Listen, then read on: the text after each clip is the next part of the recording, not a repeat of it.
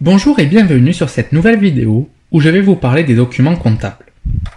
Il faut bien garder en tête que la comptabilité sert à informer sur la santé de l'entreprise. Cette information va être utilisée par les différents agents, qu'ils soient internes ou externes. Elle doit donc être fiable, pertinente et intelligible. Les documents comptables vont permettre de la rendre intelligible. En effet, ils ont pour but de créer le compte de résultat et le bilan de l'exercice comptable. Or, ces deux documents sont facilement compréhensibles. Néanmoins, pour arriver à ces documents, il faut suivre un cheminement bien précis. Il faut tout d'abord tenir un journal, qui va nous permettre de faire le grand livre, qui, à l'aide du livre d'inventaire, vont nous servir à faire la balance. Une fois la balance faite, il suffira de retranscrire les informations pour avoir notre compte de résultat et notre bilan. Au vu de la longueur du thème étudié et de son importance, j'ai décidé de couper cette vidéo en deux, pour ne pas vous surcharger d'informations en peu de temps.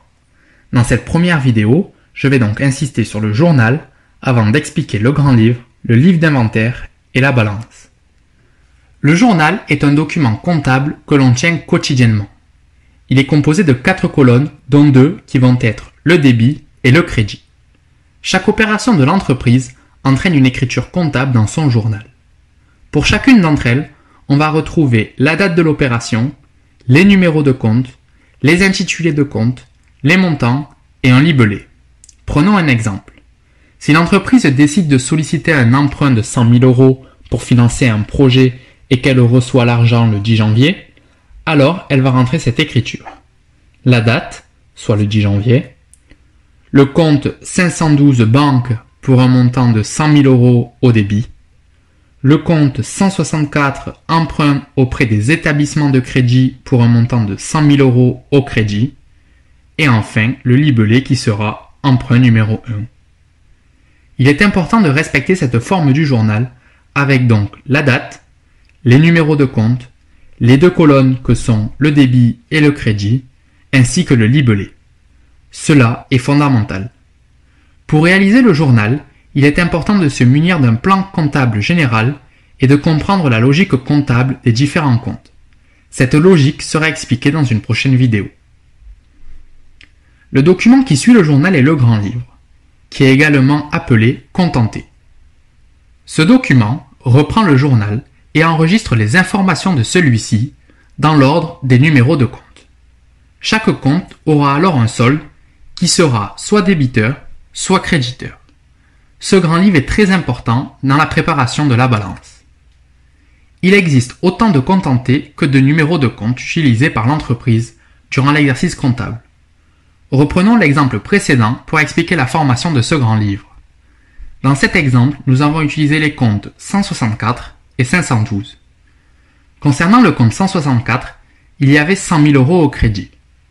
Le contenté ressemblera donc à cela et aura un solde créditeur de 100 000 €. Concernant le compte 512, il y avait 100 000 € au débit. Le contenté ressemblera donc à cela et aura un solde débiteur de 100 000 €. Avant d'arriver à la balance, nous devons tenir un autre document qui est le livre d'inventaire.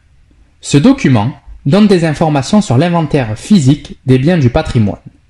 On y trouve la valeur de ces biens que l'on va comparer avec les montants qui figurent au grand livre. En cas de divergence, on ajustera les montants de ce grand livre. Le livre d'inventaire est là pour contrôler la réalité des éléments figurant en comptabilité. On doit le réaliser au minimum une fois par an. Pour finir, parlons de la balance. La balance est un tableau récapitulatif du grand livre. Il est composé de 4 colonnes avec le numéro de compte, l'intitulé du compte, le débit et le crédit. Nous allons affecter le solde débiteur ou créditeur de chaque compte. Reprenons l'exemple pour expliquer sa formation. Dans ce tableau, nous allons donc retrouver nos 2 numéros de compte avec leur solde.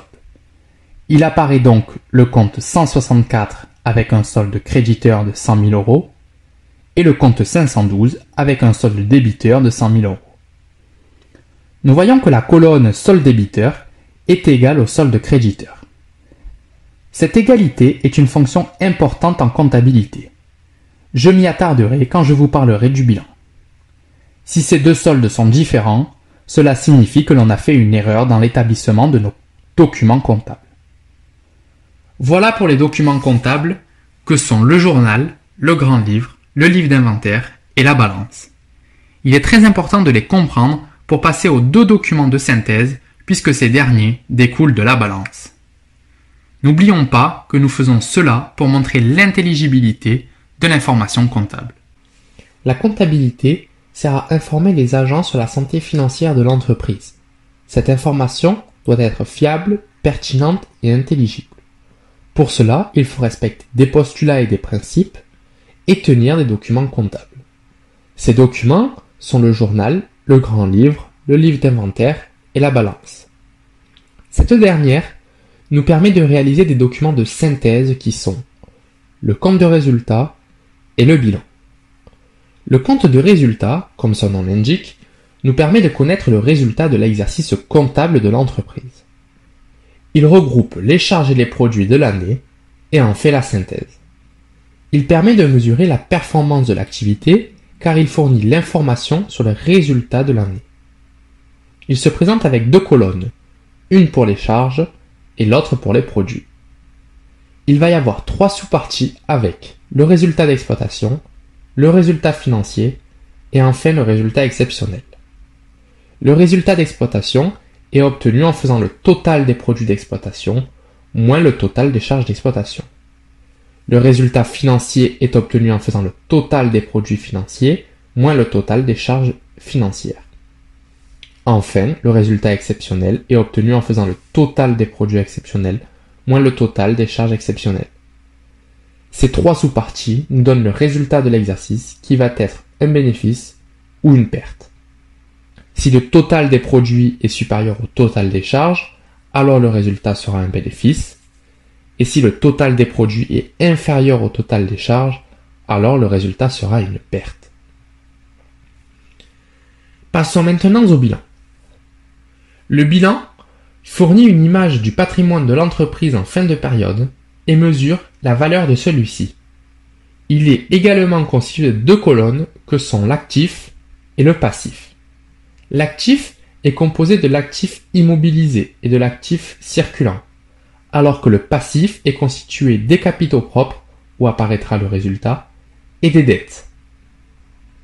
Il est un peu tôt pour vous expliquer à quoi correspond tout cela, mais nous allons y arriver très rapidement.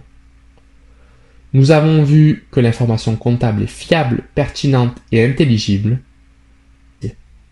Comme je vous l'ai dit à plusieurs reprises, la comptabilité sert à informer les agents sur la santé financière de l'entreprise.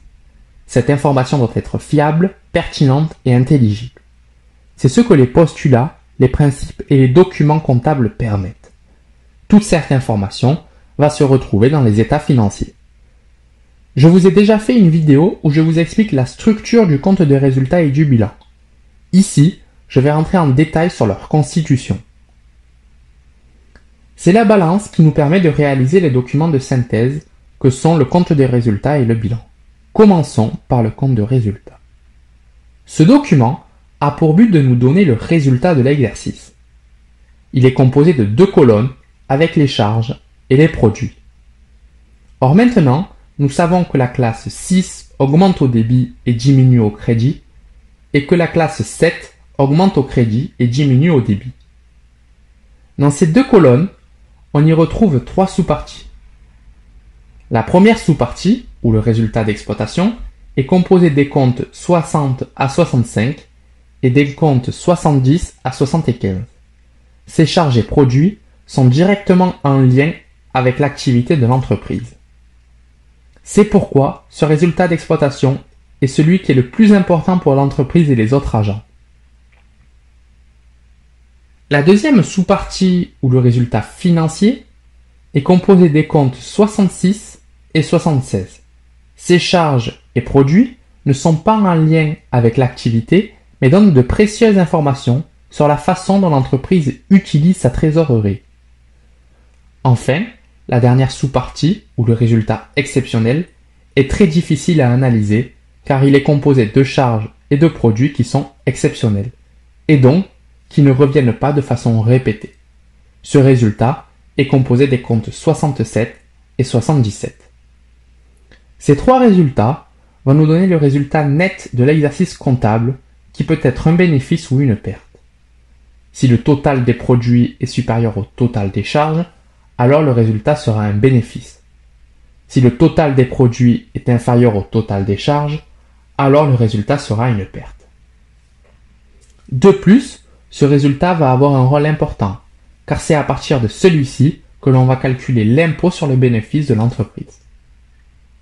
Le bilan est un document qui a pour but de fournir une image du patrimoine de l'entreprise en fin de période et de mesurer la valeur de celui-ci. Il permet également de voir l'évolution de ce patrimoine par rapport au bilan de l'année passée. Il est composé des 5 premières classes du PCG. Or, vous savez que les comptes de classe 2, 3, 4 et 5 augmentent au débit, alors que les comptes de classe 1 et 4 augmentent au crédit. Si vous voulez plus d'informations concernant cela, je vous invite à regarder la vidéo précédente. Comme vous le savez, le bilan est composé de l'actif et du passif. Un actif est un élément identifiable du patrimoine ayant une valeur économique positive pour l'entité, c'est-à-dire un élément générant une ressource que l'entité contrôle du fait d'événements passés et dont elle attend des avantages économiques futurs. C'est donc ce que possède l'entreprise. Ces actifs sont décomposés en deux avec les actifs immobilisés et les actifs circulants. Dans les actifs immobilisés, on va retrouver les trois catégories d'immobilisation avec les immobilisations incorporelles, corporelles et financières. On va donc observer tous les comptes de la classe 2 dans cette partie du bilan. Dans les actifs circulants, on va retrouver les stocks, les créances et toutes sortes de trésoreries. On va donc y insérer les comptes de la classe 3, de la classe 5 et certains de la classe 4.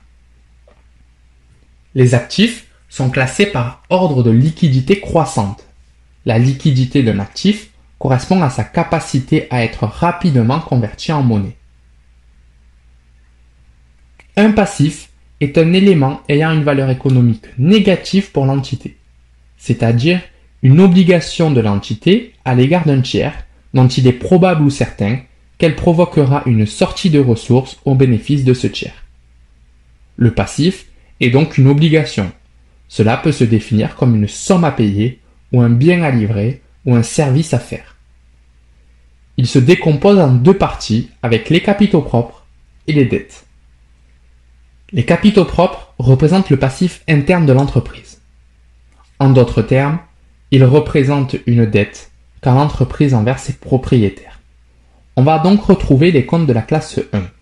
Les plus importants sont le capital, ou les apports réalisés par des associés, le résultat, qui va traduire l'évolution du patrimoine de l'entreprise, et les réserves, qui sont des sommes prélevées sur les bénéfices et conservées à la disposition de la société. Les dettes sont donc des obligations envers des tiers, soit des personnes externes à l'entreprise. On va donc retrouver ici certains comptes de la classe 1 et certains comptes de la classe 4. Ces dettes vont être classées en fonction de leur exigibilité. Voilà pour les détails des états financiers. Ces documents fournissent de l'information qui sera fiable et pertinente grâce aux postulats et principes comptables et intelligible grâce aux documents comptables. La prochaine vidéo sera une étude de cas où j'explique toute la méthode comptable du journal au bilan.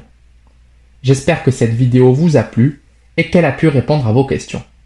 N'hésitez pas à laisser un like ou un commentaire si c'est le cas.